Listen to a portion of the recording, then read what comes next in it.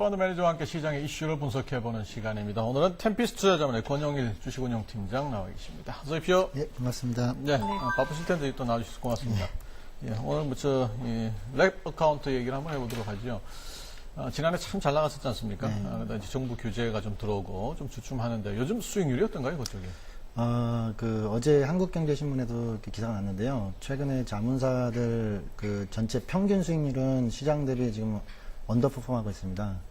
그래서 현재 좋은 수익률은 아니고요. 원인을 말씀드리면 이제 세 가지로 나눌 수 있는데요. 첫 번째는 랩어카운트 수익률 부진의 가장 큰 이유는 주로 이제 자문사들이 자동차, 정유, 화학업종에 좀 많이 투자를 하고 있습니다. 아닌 경우도 있지만 대다수 자문사들이 그런 쪽에 투자를 하고 있는데 일단 주도주라고 할 수 있는 자동차, 정유, 화학업종이 주가가 좀 약세를 보였던 게 가장 큰 이유가 될 수 있을 것 같고요.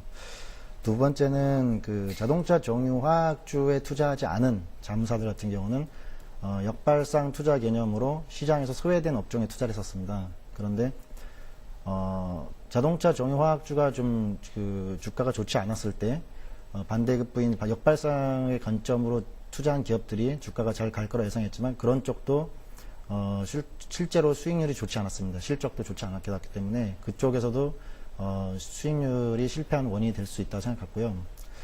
또 세 번째로는 대응을 했을 때 주도주가 좀 떨어지고 그다음에 역발상 관점에서도 실패된 섹터를 제외한 나머지 섹터에 투자하는 회사들이 많지 않았습니다. 마지막으로 지금 말씀드린 포인트를 잡은 자문사들이 실제로 수익률이 좀 좋았고요. 그리고 자동차, 화학, 정유라고 하더라도 섹터 내에 주가가 차별화가 많이 됐었습니다. 그래서 만약에 자문사가 좀 최근에 수익률이 잘 나온 몇 군데 자문사들을 보면 그런 쪽으로 대응을 했기 때문이라고 할 수 있습니다. 그리고 남들이 다 가는 그런 쪽으로 가지 않은 그런 자문사들이 상대적으로 좀 괜찮았다는 말씀이시죠? 네, 맞습니다. 어떻습니까? 지금 몸담고 계신 자문사에서는? 지금 템피스트 투자자문 같은 경우는 다행히 운이었는지도 모르겠는데 계속해서 자문형 랩을 시작하고 나서부터 계속해서 아주 수익률이 나쁘지 않게 잘 나오고 있습니다. 최근에도 마찬가지고요. 네, 계속해서 운영을 하셔야 될 텐데 이 증시 전망을 어떻게 보고 계십니까? 그러면 지금 시장에 대한 생각들은 대부분 다 비슷한 것 같습니다. 아시다시피 2분기 소프트 패치냐 아니면 라지 패치냐 이 정도의 고민을 하고 있기 때문에 장세에 대해서는 현재는 6월 말, 7월 말까지도 길게적으로는 봤을 때는 좀 약세일 것 같다. 그게 이제 급격한 폭락이라보다는 그냥 변동성이 높은 장세. 아시다시피 오늘도 그리스 문제에 관련해서 문제가 나왔고 그래서 장이 금방 이렇게 좋아지는 국면은 아닐 거라고 이렇게 보고 있고요. 그러나 3분기 중에 이제 그런 부분들이 어느 정도 해소가 되면 과거와 같은 패턴으로 다시 또 오르지 않겠나 이렇게 보고 있습니다. 장에 대해서는요. 예. 그럼 지금 장기 조정이 나타난다 그러면은 네. 어느 정도 선까지 보십니까? 지수 예측은 사실 잘 하진 않는데요. 그래도 여쭤보신다니까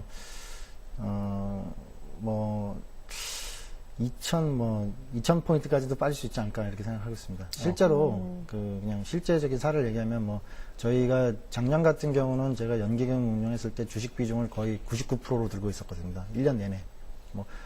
작년도 결과적으로는 좋았지만 여러 가지 굴곡이 있었지 않습니까? 그런데도 불구하고 99% 들고 있었는데 올해부터는 제가 주식 비중을 거의 90% 이상으로 들고 있은 적이 많지 않았어요. 계속해서. 그래서 올해는 그렇게 올해까지는 강세장이지만 내년을 또 지금 하반기지 않습니까? 벌써 내년까지 봤을 때는 그렇게 주식 비중을 높게 들고 계속 운영하는 거는 좋지 않을 수 있다는 생각이 듭니다. 네.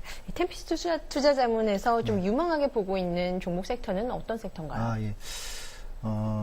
지금 아시다시피 지금 섹터별 실적 추이를 봤을 때는 자동차, 정유, 화학 업종이 계속해서 좋아요, 사실은요. 올해까지는.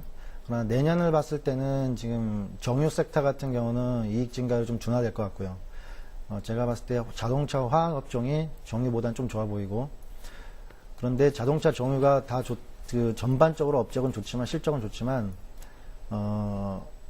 예를 들어서 중국의 지금 물가 상승 관련해 가지고 어떤 긴축을 하고 있고 또 그리스 문제, 유럽 문제 이런 쪽에 관련된 매출 구조가 그쪽으로 포지션돼 있다든지 아니면 그런 부분에서 경제적인 부분에서 경제 매크로적인 측면에서 위기를 받는다면 좀 빠질 수 있는 종목들이 있기 때문에 옥석 가리기를 잘해야 될 거라 생각하고요.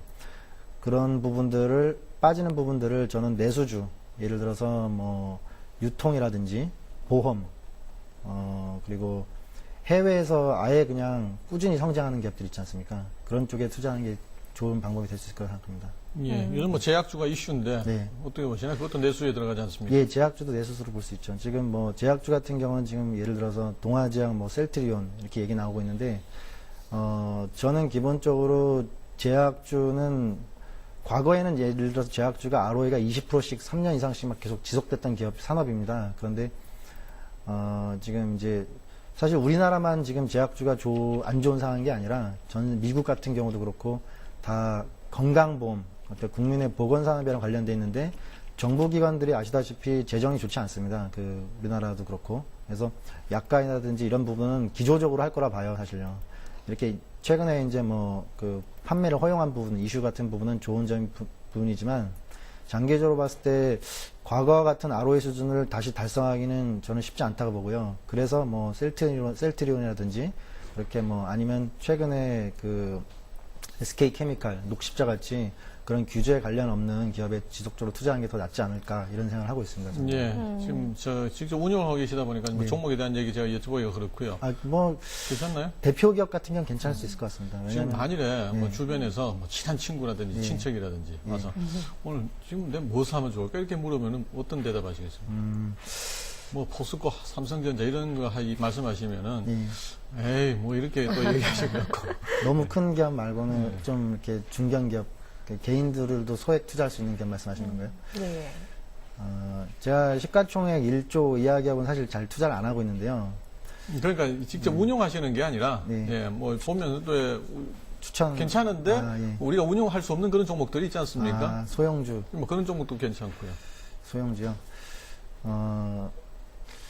지금 결과가 그래서 그런 게 아니라 아시다시피 지금 대기업과 중소기업의 실적 추이를 보면요. 대기업이 더 좋고, 그 다음에 중소기업 같은 경우는 이제 우리나라 코스닥 시장이 이제 중소기업이 많은데 코스닥에 있는 기업의 한 60% 이상, 아마 70%는 될 겁니다. 다 IT 관련이거든요. 아시다시피, 앵커분도 아시다시피. 근데 IT가 지금 굉장히 안 좋은 것도 아실 것이고, 그래서 지금 뭐 시간이 별로 없다 보니까 예. 예, 종목만 간단히 한 말씀을 하고 영업무역 괜찮을 것 같고요. 영업무역. 같은 경우는 꾸준히 성장할 수 있으니 괜찮을 것 같고, 그 다음에 LG 패션이라든지, 아니면 동부화재, 그 정도 의류보험 얘기했어요. 이렇게 보시면 네. 돼요. 알겠습니다. 네. 자, 템피스 투자자문의 권용일 주식운용팀장과 함께했습니다. 고맙습니다. 감사합니다.